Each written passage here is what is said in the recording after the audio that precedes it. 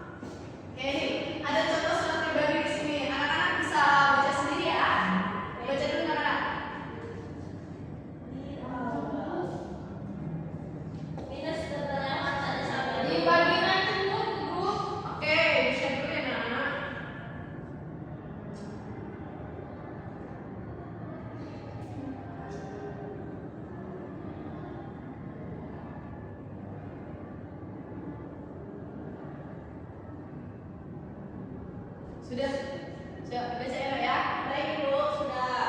Siap ibu.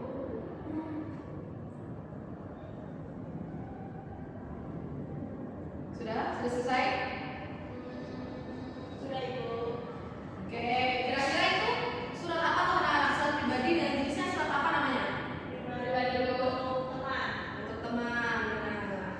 Oke, kita lanjut ya anak-anak. Nih, tujuan membuat surat pribadi yang pertama itu mengungkapkan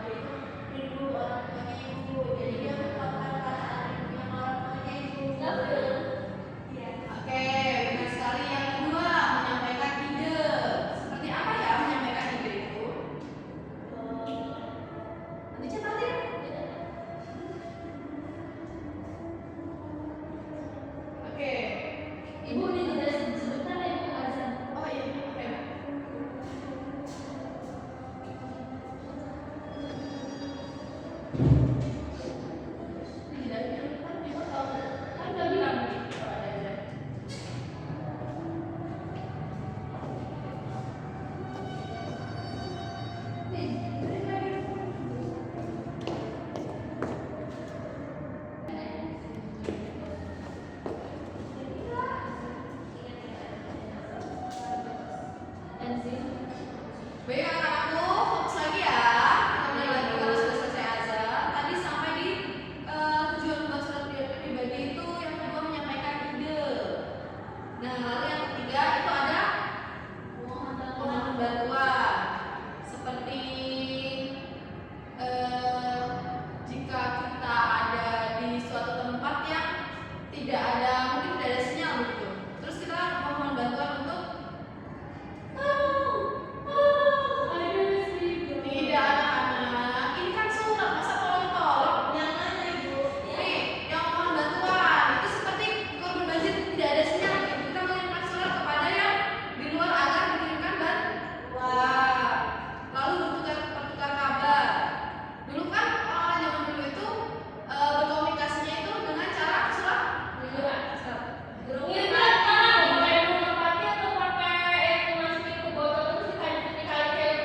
Coba untuk Amsabela, mana? Ayo. Apa itu? Tuh, tadi Amsabela bertanya, itu suratnya itu dikirimnya lewat mana? Gitu. Lewat kantor pos.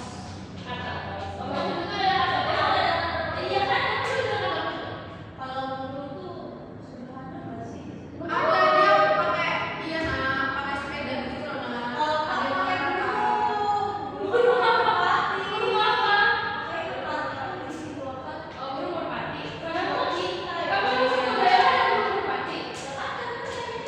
Oke, anak-anakku, ada sambal mau dipindah ya ini?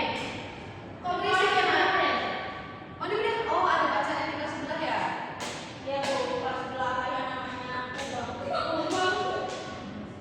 Oke, fokus lagi ya. Andika. Oke, yang kelima ini ada menceritakan pengalaman dan yang keenam mengucapkan terima kasih. Nah, oke kita lanjut ke surat resmi. Apa itu surat resmi? Siapa yang mau bacakan? Aisyah boleh kalau Aisyah mau. Surat resmi adalah surat yang digunakan untuk keperluan formal dan resmi baik atas individu, organisasi maupun instansi yang ditulis dengan bahasa baku, sistematis dan mematuhi aturan yang berlaku. Ciri-cirinya meliputi penggunaan form surat, nomor surat, tanda tangan dan cap instansi, serta bahasa yang baku, jelas dan singkat. Oke, terima kasih Kak Aisyah. Tadi juga Anisabella sepertinya sudah berhasil untuk membuat surat resmi ya nak? Sudah pernah membuat surat resmi? Keren. Oke, kita lanjut. Tapi anak-anak sudah pernah melihat bentuk surat resmi kan? Sudah. Nah, nih jenis surat resmi. Sabar, coba baca. Surat dinas, surat niaga tenaga, magang kerja, SK, perjanjian, berita resmi, dan resmi kuasa. Surat kuasa. Guru, iya sebentar ya.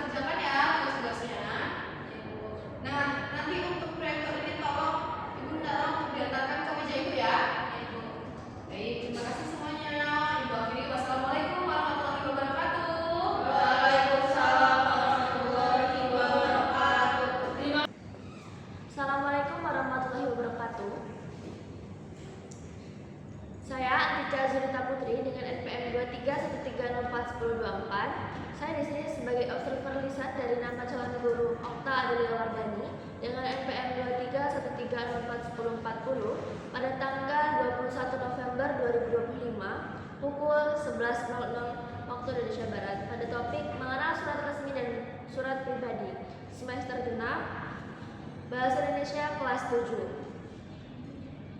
Untuk komponen keterampilan, prinsip pengelolaan kelas, calon guru sudah sangat baik dalam mengelola dengan hangat dan antusias, kemudian memberikan tantangan, sudah baik juga dalam memvariasikan pengelolaan kelas dan penanaman disiplin diri. Untuk yang kedua, itu pengelolaan penataan ruang kelas, calon guru sudah sangat baik dalam mengelola meja kursi, kemudian pengelolaan alat pembelajaran, dan penataan keindahan dan kebersihan kelas.